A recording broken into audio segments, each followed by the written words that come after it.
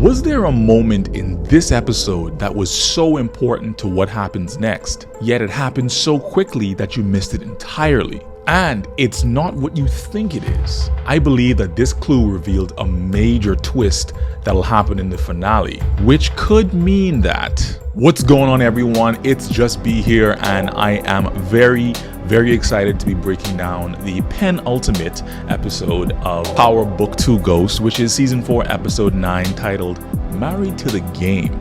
Very interesting title indeed, guys. I don't know what to say about this one except this is the reason why we watch Power. It's for episodes like this.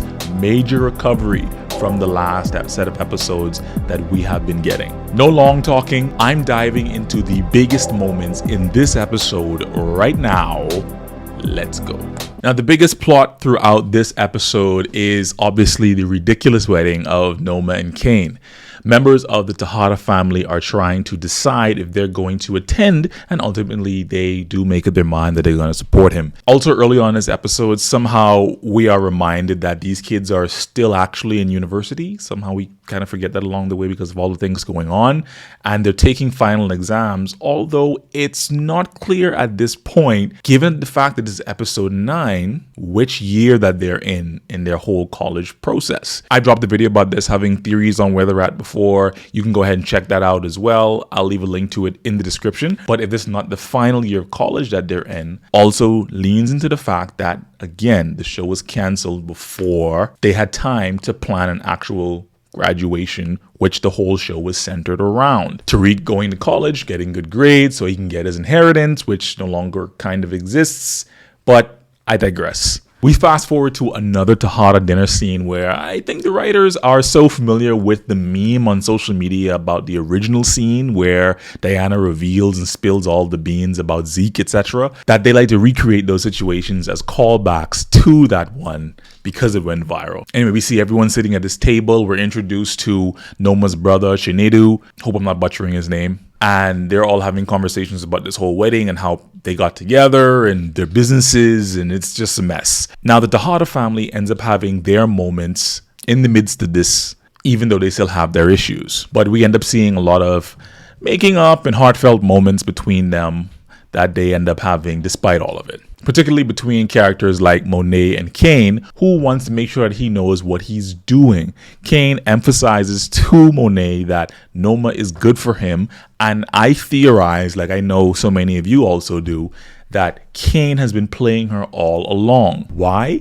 Because later when he's with Effie, shout out to all the Effie and Kane shippers like myself, he lets her know that his aspiration is to be the true, in my opinion, apex predator, and name drops people like Bumpy Johnson, Frank Lucas, and Nicky Barnes, who in real life are notorious crime and drug lords. Noma is a means to an end for both of them. But in order to be on top, he must use what and who he can to get there. And now I gotta ask this question, or I should say maybe make a statement. I don't know. I think I've been more invested in the story and development of Kane as a character than of Tariq for this show. I don't know if it's just me, but he is the stronger character, stronger performer, whatever you want to call it. And Tariq, unfortunately, isn't. I could totally see Kane carrying his own show if they decide to give him a spin-off. Let me know what you guys think about it in the comments, or if you think I'm being crazy. Now, the result of the Carter and Noma team-up is revealed by them ultimately plotting to deal with Tariq and Tejadas once and for all. So Noma sets up Monet, Tariq, and the Russians to cross paths on Staten Island, but Drew and Diana add 2 and 2 together, and they end up getting the drop on the Russians, and ultimately figure out that their enemies have now teamed up against them. And for a while, the result is that Noma and Carter believe that the bodies found at the scene are Tariq and Monet, and so they end up getting cocky and a little bit distracted in their plans.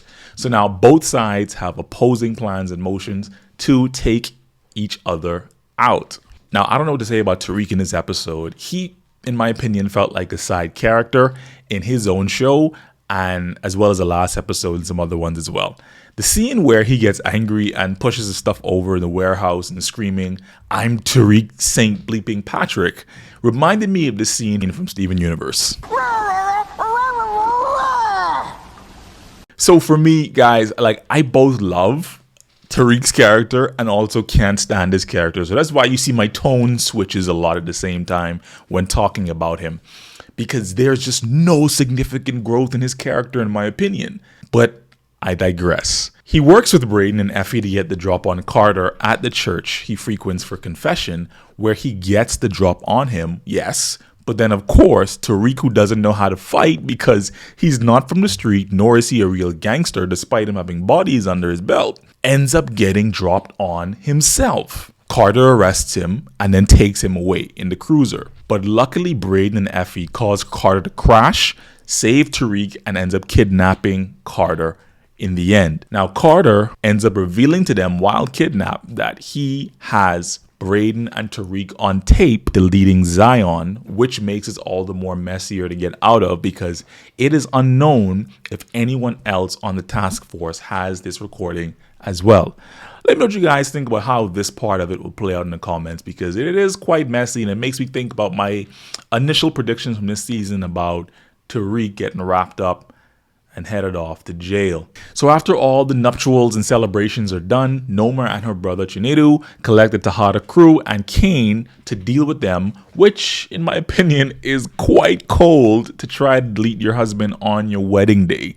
I'm not so sure what she was thinking in that moment, how that was gonna play out, particularly as it relates to getting your green card status and your approval by the government for all your contracts, which all that's tied together. If your American husband dies on your wedding day, it's literally a big red flag on your application and your file. But anyway, Noma wants to know why Kane is still loyal to Monet and choosing her. So he gives her this emotional speech about his upbringing and, despite their differences, appreciating and understanding Monet's protection of him growing up, which in my opinion kind of brings their story full circle. So after saving Drew and Diana, who ended up getting wrapped up by Noma's goons, Monet comes through, guns blazing, to save Kane, overhearing his speech and using one of Noma's men as a body shield. So Noma, Chinedu, and her goons fire back. Now, not without Monet knocking some of them off in the process, but ultimately and sadly and shockingly perishes in the ensuing gunfire on the floor next to Kane in a very emotional scene. Now, this death is something that I felt that they were hinting at earlier on in the season, with all the ghosts of her past appearing to her, the flashbacks to her when she was younger, but I didn't think they would ultimately pull it off. What do you guys think about the overall ending to Monet's story here? Let me know in the comments. Now, while that ends her character and also frees up a big portion of the show's budget, in my opinion, because I heard her salary was quite huge. Shout out to Mary J. Blige, who carried the character of Monet so brilliantly, give or take, for so many years on this show. Now, one key moment in this episode I think most people missed was, hold on real quickly. You guys want to see something crazy?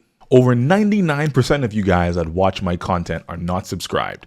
So I'm asking real quickly, if you don't mind, just hit the like button and hit subscribe real quickly. I'd love to keep on giving this content to you guys and lets me know that people actually are interested. Feel free to do that, man. Really appreciate it a lot. Would help me out a long way in growing my small channel. Thanks. Now back to the video. The scene in which the paperwork that Davis brought to Noma right before her wedding to tell her that she needed it to be signed and that he already marked the areas off specifically so she doesn't have to worry about reading all the stuff. This was the perfect time to do that because her trust in him was already increased due to their physical bonding, and she was also distracted by all the wedding things in that moment. My prediction is that clever language is actually in this paperwork that she wouldn't end up reading in full, and she ended up signing it. And we'll come to find out that somewhere along the line, that full ownership of her companies ends up transferring to her husband upon their marriage. It's possible that Davis and Kane may be in secret communication about this off screen, faking their beef and all that kind of stuff, and they can pull the old switcheroo on her as a last act of revenge before we know Kane's gonna end up deleting Noma. I don't know what you guys think about that prediction, but let me know about it inside the comments. Also, I do think that it is the series finale coming up, guys. And so a lot of people have been wanting to see, are we going to get a ghost appearance? Not too sure, but I do have a prediction that we will get a surprise appearance by someone, but I do think that surprise appearance may end up being Tommy Egan, not Ghost. But let's see if they'll pay any of these off. But that's my prediction. Anyways, amazing episode. Oh my gosh. Chef's kiss. Shout out to the cast. Shout out to the crew. Shout out to Woody McLean. Shout out to Mary J. Blige. All the cast, all the crew. Amazing job in this episode. Totally recovered, some of those losses that we were getting earlier on inside the season.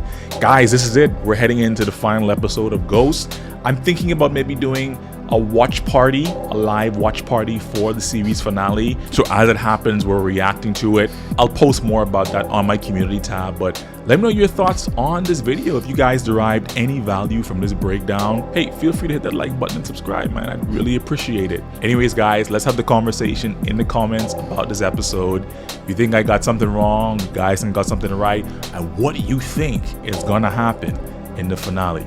Until next time, guys, peace.